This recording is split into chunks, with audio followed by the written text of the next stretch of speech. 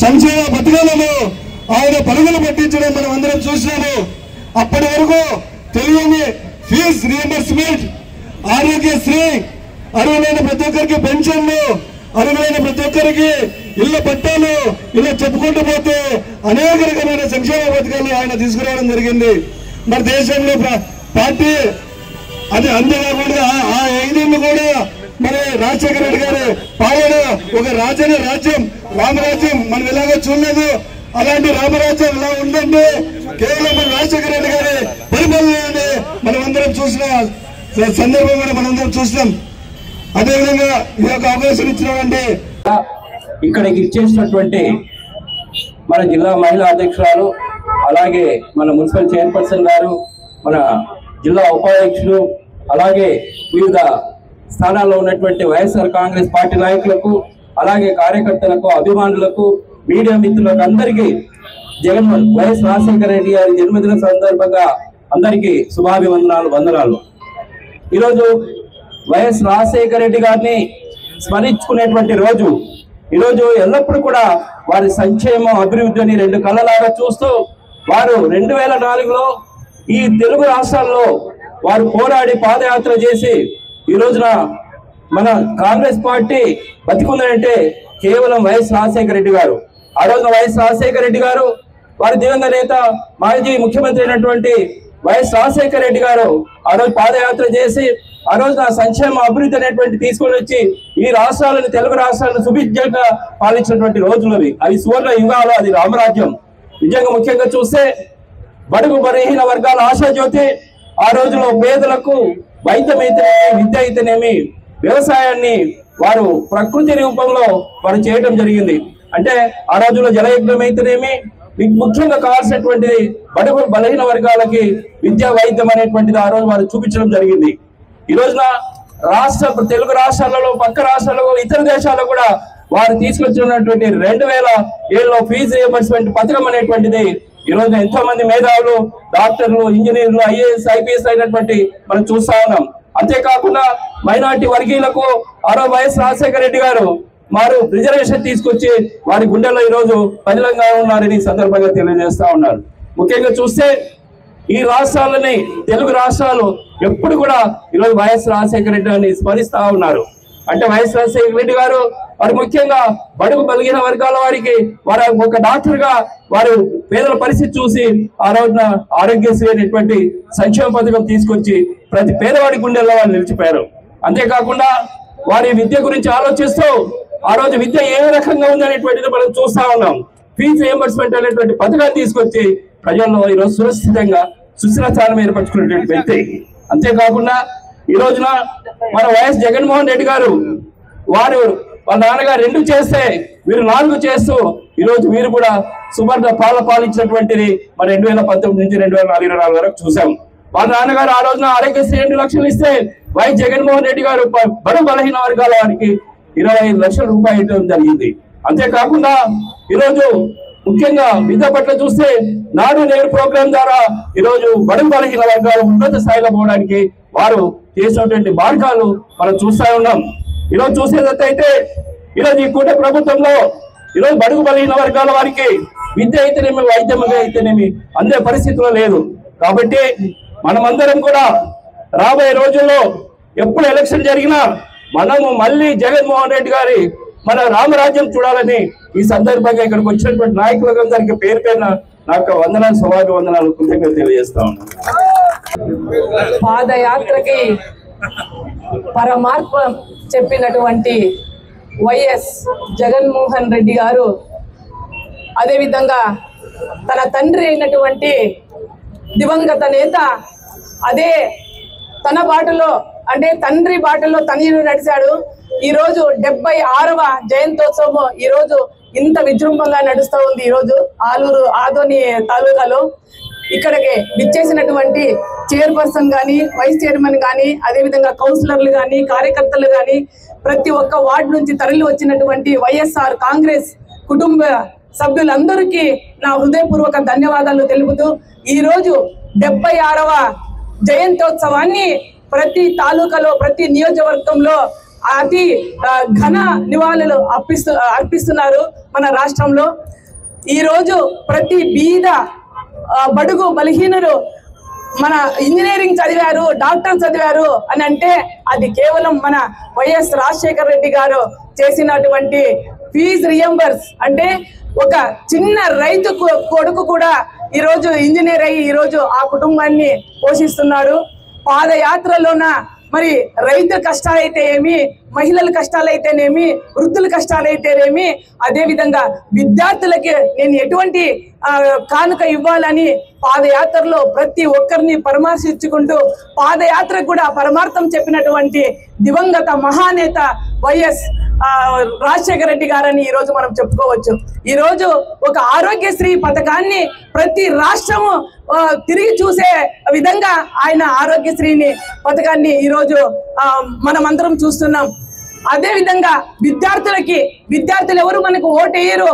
1వ క్లాస్ నుంచి మన ఇంగ్లీష్ కి ప్రాధాన్యత ఇచ్చినటువంటి మన జగన్మోహన్ రెడ్డి గారిని ఈరోజు నాడు నేడు కిందలోన మేము చదివేటప్పుడు మాకు సరైన బడులు ఉండలేదు, సరైన డ్రెస్ ఉండలేదు, స్కూల్ డ్రెస్ ఉండలేదు, ఏది ఉండలేదు.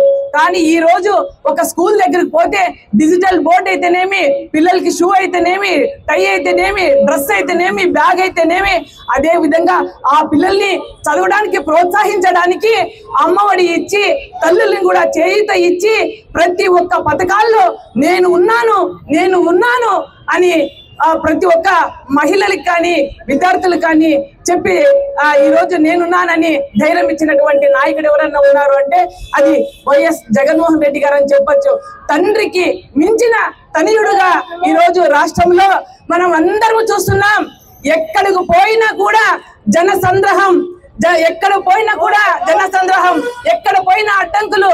అంటే ఒక రైతుని మాట్లాడడానికి బయటికి వచ్చే కూడా పర్మిషన్ తీసుకోవాలా. రైతును మాట్లాడడానికి వచ్చినప్పుడు, మళ్ళీ మిర్చి రైతులకు పోయినప్పుడు, అదేవిధంగా పొగాకు రైతులు మాట్లాడించడానికి పోయినప్పుడు, అదేవిధంగా లాస్ట్కి మొన్న మనం చూసాం ఇక్కడ సత్తెనపల్లెలోన కిలోమీటర్కి ఒక బ్యాలిగేట్ జగన్మోహన్ రెడ్డి గారిని ఇన్ని ఇబ్బందులు పాలు చేస్తున్నారు. కానీ ఎంతమంది ఎన్ని ఇబ్బంది పాలు చేసినా జగనన్నకి ఆయుధం మన కార్యకర్తలు ఉన్నాం. అదేవిధంగా భగవంతుని ఆశీస్సులతో పాటు మరి దివంగత రాజశేఖర రెడ్డి గారి ఆశీస్సులు నిండుగా ఉన్నాయి. కాబట్టి ఈ వీళ్ళ కూటమి ప్రభుత్వం ఉన్నటువంటి రెడ్ బుక్ రాజ్యాంగం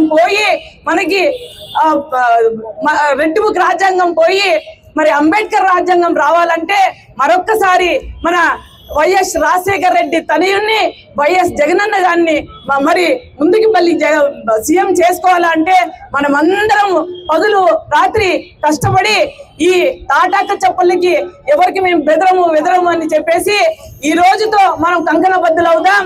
జగనన్నని మళ్ళీ ఒక్కసారి సీఎం చేసుకుందాం. ఎస్సీ, ఎస్టీ, బీసీ, మైనార్టీ వాళ్ళని కూడా ప్రతి ఒక్కరిని ముందడుగు వేస్తామని ఈ సందర్భంగా చెప్తూ నేను సెలవు తీసుకుంటున్నాను. జోహార్ వైఎస్ఆర్, జోహార్ వైఎస్ఆర్, వైఎస్ఆర్ ఆశయాలని వర్ధిల్లాలి. ఆ కుటుంబము ఎన్ని కష్టాలు అదేవిధంగా 2004 సంవత్సరంలో టాటా వికాలమైనటువంటి ఆంధ్రప్రదేశ్ కు ఒక నూతన ఉత్తేజాన్ని తీసుకొచ్చి ఒక నూతన పథకాలు భారతదేశంలో ఎక్కడా లేనటువంటి ఒక కొత్త పథకాలన్నీ తీసుకొచ్చి రాజ్యాంగంలో యావత్ భారతదేశంలో ఇటువంటి కార్యక్రమాలు చేశాడు. మన దురదృష్టవశాత్తు ఆ భగవంతుడు చల్లగా లేకుంటే రాజశేఖర్ అంటే రెండవ భగవంతుడుగా అవతరిస్తారన్న ఉద్దేశంతో ఏమో తెలియదు, కానీ అకస్మాత్తుగా ఆయన మరణించడం జరిగింది. ఒక్కసారి రాజశేఖర రెడ్డి గారు మరణించిన తర్వాత ఆంధ్రప్రదేశ్ రాష్ట్రం ఎన్ని విచ్ఛిన్నాలను ఎదుర్కొందో, ఎన్ని కష్టాలను ఎదుర్కొందో, ఒక రాష్ట్రం రెండు ముక్కలుగా విడిపోయి దిక్కులేని పచ్చుల్లా మనము బయటికి రావాల్సి వచ్చింది. కనీసం మాకు ఇల్లు లేదు, చెప్పులే వీలు లేకుండా, ఒక రాజధాని లేకుండా మనం ఈ రోజు బతకాల్సిన పరిస్థితి ఏర్పడింది. అదేవిధంగా 2014 వరకు 2014లో జగన్మోహన్ రెడ్డి వచ్చిన తర్వాత ఆయన రాజ్యాంగం ప్రకారము ఆంధ్రప్రదేశ్ లో ఒక నూతన సెకండ్ ప్రారంభించడం జరిగింది. ఒక ముఖ్యమంత్రి ఎలా ఉండాలో, ఒక సామాన్య ప్రజానీకానికి ఎటువంటి అభివృద్ధి కార్యక్రమాలు చేయాలో, ఒక పెద్ద ఇంటి పెద్ద కొడుకుగా ఎటువంటి కార్యక్రమాలు చేయాలి, ప్రజల గుండెల్లో ఎలా ఉండాలని చెప్పి వాళ్ళ నాయన ఆదర్శంగా తీసుకొని ఆయన పరిపాలన సాగించడం జరిగింది. మన దురదృష్టవశాత్తు అనుకోవాలో, లేదా ప్రజలు ఇంకో రకంగా ఆలోచన చేశారో, లేదా కూటమి ప్రభుత్వం యొక్క వాళ్ళ సూపర్ 6 పథకాలకు నమ్మి మోసపోయి 2019లో 24లో మళ్ళీ జగన్మోహన్ రెడ్డి గారు అకస్మాత్తుగా పరిపాలన నుంచి తప్పుకోవాల్సి వచ్చింది. ఈ రోజు వరకు సంవత్సరం అయింది, ఆంధ్రప్రదేశ్ లో ఎటువంటి అభివృద్ధి కార్యక్రమాలు లేవు. ఒక ముఖ్యమంత్రి ప్రజలు తన కన్న కొడుకులుగా చూసుకునే ముఖ్యమంత్రి పోతే రాజ్యం ఎలా ఉందో ఈ రోజు మనం అనుభవిస్తున్నాం. రెండు ముక్క రాజ్యాంగం తప్ప అంబేద్కర్ రాజ్యాంగం లేదు. ప్రజా సంక్షేమ పథకాలు లేవు, ప్రజలను మాట్లాడించే వాళ్ళు లేరు, విద్యార్థులను మాట్లాడించే వాళ్ళు లేరు, రైతులను మాట్లాడించే వాళ్ళు లేరు. ఈ రోజు కరువు కాటకాలతో రైతులతో ఎన్ని అవస్థలు పడుతున్నా కనీసం పరామర్శ చేసే వీలు కూడా లేకుండా రాజ్యాంగం ఈ రోజు ఆంధ్రప్రదేశ్ లో నడుస్తుంది. కాబట్టి ప్రజలందరూ గుర్తుపెట్టుకోవాలి, జగన్ కి బలం ఎవరో కాదు, జగన్ ప్రజలు, జగన్ కార్యకర్తలు. మళ్ళీ జగన్ ముఖ్యమంత్రిగా చూసిన రోజు ఈ స్వర్ణయుగం స్టార్ట్ అవుతుంది. కాబట్టి దయచేసి వైఎస్ఆర్ కాంగ్రెస్ పార్టీ కార్యకర్తలు ప్రతి ఒక్కరికి ఈ సందర్భంగా మనం చేసుకుంటున్నాము, మనం ఎక్కడైతే పోగొట్టుకున్నామో అక్కడే తిరిగి రాజ్యాంగం రావాలి, మనకి మన రాజ్యం రావాలి, మన ప్రభుత్వం రావాలి. మన ప్రభుత్వం వచ్చినప్పుడే ఈ సామాన్య ప్రజానీకాన్ని కానీ, విద్యార్థులు కానీ, ఆడవారికి కానీ న్యాయం జరుగుతుందే తప్ప ఈ కూటమి ప్రభుత్వంలో అటువంటివి ఏమి జరగవు. కాబట్టి ఈ సందర్భాన్ని ఎక్కువగా ఉపయోగించుకోకుండా కేవలం రాజశేఖర రెడ్డి గారి జన్మదినాన్ని పురస్కరించుకొని చేసుకున్నాం కాబట్టి ఆయనను స్మరించుకోవాలని చెప్పి ఈ సందర్భంగా తెలియజేస్తూ ఈ అవకాశాన్ని ఇచ్చిన మీకు అందరికీ మరొకసారి ధన్యవాదాలు చేస్తూ ముగిస్తున్నాను. జై జగన్. దివంగత నేత మాజీ సీఎం వైఎస్ రాజశేఖర గారి యొక్క జయంతి సందర్భంగా ఇక్కడికి విచ్చేసిన వైఎస్ఆర్ కుటుంబ సభ్యులందరికీ పేరు పేరున నేను నమస్కారాలు తెలుపుకుంటున్నాను. ఈరోజు ఇంత పెద్ద ఎత్తున ఇక్కడికి వచ్చి వైఎస్ రాజశేఖర ఆలోచన చేయాలి. ఈరోజు రాజశేఖర రెడ్డి గారు ప్రతి ఒక్క ఈరోజు, ఎందుకంటే అప్పట్లో పాదయాత్ర చేసి బడుగు బలహీన వర్గాల ప్రజలకి ఏదైతే కావాలి, వాళ్ళు సుఖంగా ఉండాలంటే ఎలా పరిపాలించాలి, వాళ్ళు ఏ విధంగా ఇబ్బంది పడకూడదు, ఇటు రైతులైతేనేమి, ఇటు కర్షకులైతేనేమి, అన్ని సామాజిక వర్గాలు కూడా ఏ వృత్తిలో వాళ్ళు బాధపడాలంటే ఆ రోజు పాదయాత్రలో ప్రజల యొక్క మనోభావాలను తెలుసుకొని మన ఆ రోజు ఇచ్చిన మాటను శిరసావిస్తూ 2004లో మొట్టమొదటిసారిగా మన దివంగత నేత వైఎస్ రాజశేఖర రెడ్డి గారు సీఎం గా ప్రమాణ స్వీకారం చేశాడు. మరి ఎప్పుడైతే 2004లో ప్రమాణ స్వీకారం చేసిన తర్వాత మన రాజ్యం ఎలా ఉందో ఒకసారి మనమంతా ఆలోచన చేసినాం. ఆ రోజు 2004లో 2004 నుండి 2009 వరకు మన రాజ్యం ఎలా ఉందో మనమంతా ఆ రోజు చూసినాం. రామరాజ్యం మనం చూడలే, కానీ ఆ రోజు రాజశేఖర రెడ్డి పరిపాలన రామరాజ్యం ఎలా ఉన్నది మనమంతా చూసినాం. ఆ రోజు ముఖ్యమంత్రిగా ఉన్నప్పుడు మనం బలహీన వర్గాలకి ఏం కావాలంటే అది ఇచ్చినాడు. ఆ రోజు ఫీజు రియంబర్స్మెంట్ అయితేనేమి, ఆరోగ్యశ్రీ అయితేనేమి. ఈరోజు ఆరోగ్యశ్రీ గురించి అందరూ చెప్పుకోవాలి. ఈరోజు ప్రపంచ దేశాల్లో కూడా మరి వైఎస్ రాజశేఖర గారిని చూస్తున్నారు ఈరోజు. ఎందుకంటే ఆ రోజు ఆరోగ్యం ఉంటే ప్రజలు బాగుంటారు, ప్రజలు బాగుంటే పట్టణాలు బాగుంటాయి, పట్టణాలు బాగుంటే రాష్ట్రం బాగుంటుంది, రాష్ట్రం బాగుంటే దేశం బాగుంటుంది. కాబట్టి దాన్ని దృష్టిలో పెట్టుకొని ఆ రోజు ఒక డాక్టర్ గా అతను గమనించాడు. ఏమని గమనించాడు? ఆ రోజు వైద్య ఖర్చులు చాలా ఎక్కువ ఉన్నాయి, పేదవాళ్ళు దాన్ని దృష్టిలో పెట్టుకోలేరు, దాన్ని ఖర్చు చేసుకోలేరు అనే ఉద్దేశంతో ఆ రోజు ఒక డాక్టర్ వృత్తిలో ఉన్నటువంటి వైఎస్ రాజశేఖర గారు దాన్ని మనసులో పెట్టుకొని ఆ రోజు ఆరోగ్యశ్రీ తెచ్చిన కార్యక్రమం వైఎస్ రాజశేఖర గారికి అని చెప్తున్నాం. ఈ రోజు చూస్తున్నాం మనం వచ్చేటప్పుడు కూడా 108, 104 కుయ్యి కుయ్యి కుయ్యి కుయ్యి అనుకుని ఇప్పుడు వచ్చాయి. మరి చెప్పింది ఎవరది? మన వైఎస్ రాజశేఖర రెడ్డి గారు. కాబట్టి దాన్ని దృష్టిలో పెట్టుకోవాలా. మన ఈ రోజు ఆ రోజు ప్రభుత్వాలు చేసినటువంటి పాలన, అలాగే జగన్మోహన్ గారు చేసిన పరిపాలన, అలాగే ఇప్పుడు 2025లో కూటమి ప్రభుత్వం వచ్చిన తర్వాత వాళ్ళు చేసిన పరిపాలన తేడా ఏమనేది ప్రజలే గమనించాలి ఈ రోజు. ఎందుకంటే చూస్తున్నాం మనమంతా 2004లో కానీ జగన్మోహన్ గారు సీఎం అయిన తర్వాత, అలాగే వాళ్ళ నాన్న 2004 నుండి 2009 వరకు సీఎం ఉన్నప్పుడు, అలాగే ఇప్పుడు మరి చంద్రబాబు నాయుడు కూటమి ప్రభుత్వం ఏం చేస్తుందో మనమంతా ఒకసారి గమనించాం. ఈ రోజు 2004లో మరి చంద్రబాబు నాయుడు 24లో ఏం చెప్పినాడు? 6 సూపర్ 6 అని చెప్పి ప్రజలకు మేము అది చేస్తాం ఇది చేస్తాం ఏదో చేస్తాం అని చెప్పి మరి ఓట్లు దండుకున్న తర్వాత కూటమి ప్రభుత్వం ఏర్పడిన తర్వాత మళ్ళీ ఈ రోజు దాదాపుగా 13 నెలలు అయింది. వాళ్ళు ఏమి ఇచ్చారు ప్రజలకి? ఏమి ఇవ్వలే. ఈ రోజు చూస్తున్నాం రైతులు ఎంత కష్టపడుతున్నారో మనకు తెలుసు. వర్షాలు ఒక పక్క లేవు, ఒక పక్క వస్తే ఒక పక్క రావు, అతివృష్టి అనావృష్టి. దాదాపుగా గతంలో కూడా చంద్రబాబు నాయుడు ఎన్నోసార్లు సీఎం అయ్యాడు, 3 సార్లు సీఎం అన్నాడు. సేమ్ ఇదే పరిస్థితి. ఆ రోజు ఎలా అయితే అనావృష్టి అనావృష్టి ఉందో ఈ రోజు కూడా మన 2025లో ఇప్పుడు రైతులు వర్షాలు సరిగా లేవు. కాబట్టి దీన్ని రైతులు కూడా గమనించాలా, ఈ రోజు గమనించాలా. ప్రభుత్వం ఈ రోజు ఎంత మోసం చేశారంటే కుటుంబ ప్రభుత్వము, ఒక పవన్ కళ్యాణ్ గారు ఈ రోజు మనం ప్రజల్లోకి తీసుకోపోవాలా. ఈ రోజు చూస్తున్నాం చంద్రబాబు నాయుడు ఏమంటున్నాడు? అన్ని చేసినాను, సూపర్ 6 అంటే సూపర్ 6 చేసినాను. ఎక్కడ చేసినాడు సూపర్ 6? మనం చూస్తున్నాం. ఏదో ఆ రోజు ఒక 1000 రూపాయలు పెన్షన్ ఇచ్చి ప్రతి నెల ప్రతి ఒక్క ఊరికి పోతూ అక్కడ పోయి పండగ చేసుకుంటున్నాడు. తర్వాత ఇప్పుడు ఏం చేసినాడు? రైతులకు ఏమైనా ఇచ్చాడు? రైతు భరోసా ఇంతవరకు ఇలా ఏ విషయంలో కూడా ఆరోగ్యశ్రీ లేదు, ఫీజు రీయింబర్స్మెంట్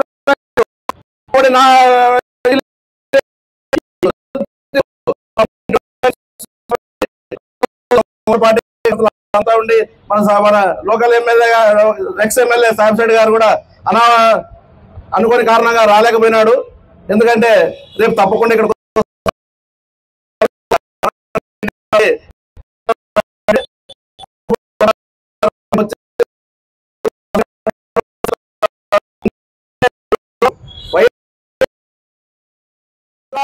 మనం 47 స్వాతంత్రం వచ్చిన తర్వాత దాదాపుగా 70 వరకు రెడ్ బుక్ లేదు.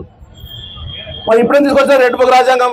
కాబట్టి ప్రజలవన్నీ గమనిస్తున్నారు. కాబట్టి రాబో రోజుల్లో వైఎస్ఆర్ పార్టీకి మరింత ఎందుకంటే కార్యక్రమం ఉంటేనే పార్టీ ఉంటుందని చెప్పి జగన్మోహన్ గారు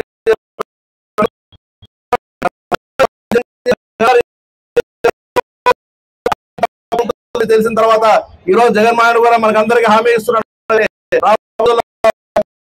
నాయకులు వైఎస్ఆర్ కుటుంబ సభ్యులు ప్రతి ఒక్కరు ప్రతి ఒక్క కార్యక్రమానికి ప్రజల్లోకి తీసుకుపోయి ప్రజలను చైతన్యవంతం చేసి నేను కోరుకుంటూ ఈ అవకాశం నా పెద్దలందరికీ నేను పేరు పేరు అనుకుంటూ నేను సెలవు తీసుకుంటున్నాను.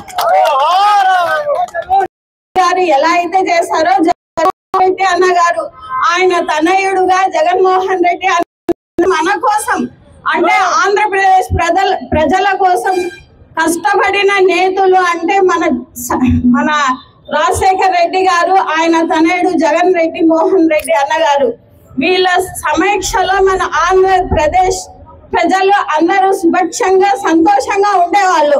ఇప్పుడు ఏమైందో పరిస్థితి అందరికీ తెలుసు.